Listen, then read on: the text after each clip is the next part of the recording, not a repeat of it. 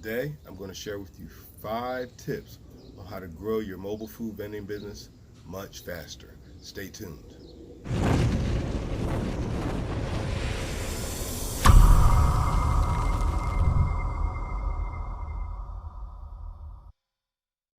Okay, tip number 1, how you pay your workers.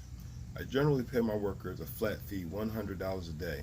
That way I can set that money to the side. I already know that I have this much coming out for payroll, and I don't have to be hemming and hawing wondering how many hours someone worked. Now I'm going to pay them a flat fee, and you can kind of calculate your labor and your expenses a little better. Usually what I do is if we have a good profitable day, I usually give them a little bonus on top of their normal pay, and they're really excited about that. Also, another tip, always have a tip jar on your shelf, because a lot of people will leave tips, and that's extra money in your worker's pocket. And what I usually do is I just $1 for you, $1 for you, $1 for me. That's usually how I split the tips, and it's been working out really good that way. And that way your workers making actually more than they expected. Anyway, that's tip number 1. Okay, tip number 2, controlling the cost of goods. What I usually do is I shop around for the best prices.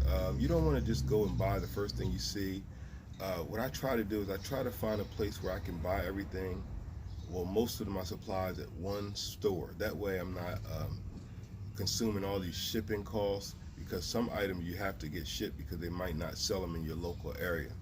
So if you shop around a little bit, you may be able to find that the store that you're getting your salt or your sugar at actually sells your syrups too. So what I try to do is consolidate and buy everything at one store. So try to look around, consolidate, and find cheaper prices, because it'll save you money in the long run, and that will equal more profits in your pocket. So try to control the cost of goods of your product. Okay, tip number 3, doing a little bit of research before you book your event. You don't want to just go and book events without doing a little research on that particular event. You want to make sure that that event does not duplicate vendors. The last thing you want to do is get to the event and find out that there's 3 or 4 other people selling the exact thing that you're selling. So before you book your event, get on the phone, speak with the coordinator, ask them, do they duplicate vendors, ask them how many food vendors they have, and ask them how many people will be attending the event. And I'm going to tell you, they usually inflate the amount of people that come to their event. I'm telling you, they never tell you the truth about how many people actually come to the event. So you might have to do a little research on your own, find some vendors that went to the event prior years before, look at some photos, some videos online, and try to gauge for yourself. But you definitely don't want to go if they're duplicating vendors. Now, they have a massive amount of people, 10, 20,000 people, and they have one other vendor selling what you have, that's fine. But you don't want to go to the event if they have 5, 6 other vendors selling the same thing, or if they have an exorbitant amount of food vendors, which will take away your profits, because there's too many food vendors for the amount of people that are actually at the event.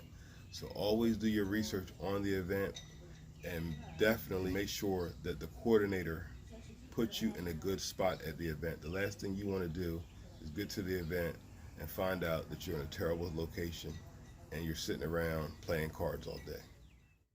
Tip number 4, always keep a good, positive attitude about your business.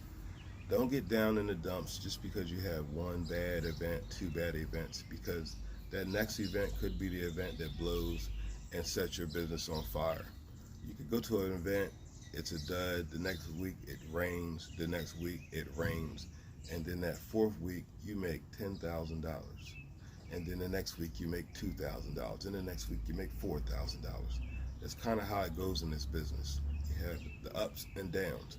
So you can't get down in the dumps because you have a bad weekend. That's going to happen. The coordinator is going to put you in a bad spot. The weather's not going to cooperate, you know? So some things are out of your control, but you have to make sure the things that are within your control, that you control those things. You know what I mean? So you have to make sure you have a good setup, and that you're there on time. Make sure you have a good spot, and make sure you're ready to sell on time. So always keep a good, positive attitude, and success will come to you in this business. I promise. Tip number 5. I know I talk about this all the time, but it's so important I have to talk about it again. Your setup. Your setup has to be on point. You have to go out there, you have to be ready to dominate these other vendors. If not, they're gonna crush you. You have to make sure your banners are really, really nice, or your decals on your trailer have to be beautiful. Like, they have to pop. Always make sure you use really, really high saturated colors and graphics on your signage, because that's what sets you apart from the other people. You don't want to go out there looking like the other people. You want to stick out like a sore thumb. That's what draws attention to your booth.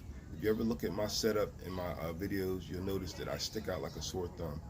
And even if I'm in a bad spot, it draws people from a long distance, and it draws them into my booth.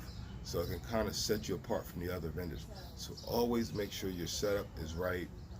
Always make sure your signage is on point, and that your colors are popping, saturated. Your graphics are popping and saturated. And I promise you, it'll make you a lot more profit in the long run. Anyway, guys, I hope these tips helped you and will help grow your business. Guys, don't forget to like and share the video and subscribe to the channel if you find that the content is of value to you. Anyway, guys, until next time.